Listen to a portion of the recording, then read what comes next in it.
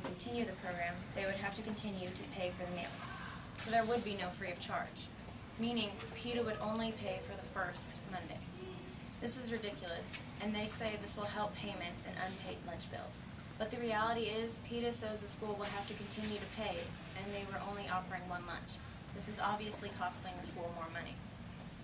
Calling the event Meat Free Monday doesn't help PETA's case at all. Most kids are not vegetarians. All kids need meat. They're still growing and need iron and proteins in their diets for tissue growth. I can't imagine any kid wanting to partake in that delicious meal.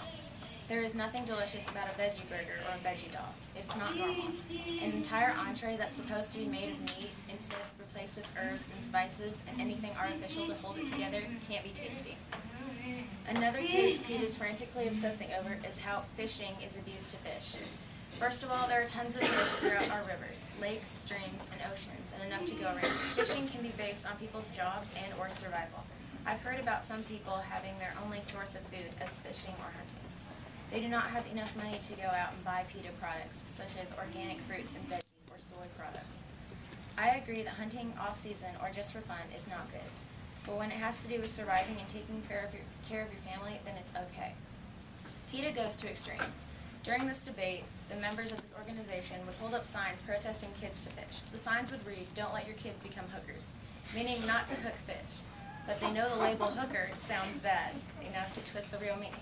These members are also quoted saying these parents are teaching their kids that it's fun to torment animals. This is clearly not the case. Unless, as I said earlier, it is just for fun, then that's wrong. PETA moves words around so much that they successfully make it sound bad enough that families are making horrid choices to go fishing by adding words in their protests such as hookers, dangerous, torment, and compassionate. This is ridiculous. What if families do start feeling bad enough to stop hunting for their other families? That's still not good enough for PETA. Buying meat is just as bad. Everything needs to be organic. This is basically telling struggling, starving families to go and eat grass. Another case PETA has royally screwed up in Jacksonville, Florida, near Duval County.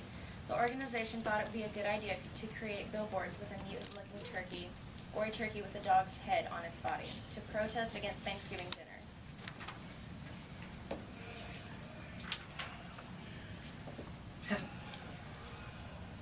The sign would read, "Kids, if you wouldn't eat your dog, why eat a turkey?" PETA spokeswoman Paige Snyder quotes the organization is negotiating with local advertising companies, but it has not been determined the number of local billboards. They hope to have them up as soon as possible. No billboards will be allowed on school property, however. PETA's executive vice president, Tracy Ryman, was quoted saying, "Kids love animals, and if they thought how turkeys pain and fear just as dogs and cats do, they'd trade their drumsticks in for tofurkey in a heartbeat," which is basically an entire turkey molded with tofu. Just as you thought, not everyone agrees.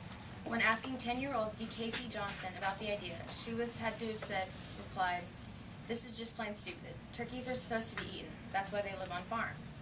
PETA plans to have these boards up in Salem, Oregon, and Tulsa, Oklahoma. My thoughts on all of these cases cannot even be explained well on paper, and if they could, it's most likely they wouldn't be pleasant. I have nothing against PETA, and am all for what they believe in. But to have an organization mainly to manipulate kids and families isn't right to me. Yes, you can go eat your tofu and salads with no dressing. It makes sense to practice what you preach, rather than try and force it on innocent families, and worse, children. We don't tell you to try meat and wear fur. Why should we eat your tofurkey? If I had any question to ask PETA, it would be if they let their children eat animal crackers or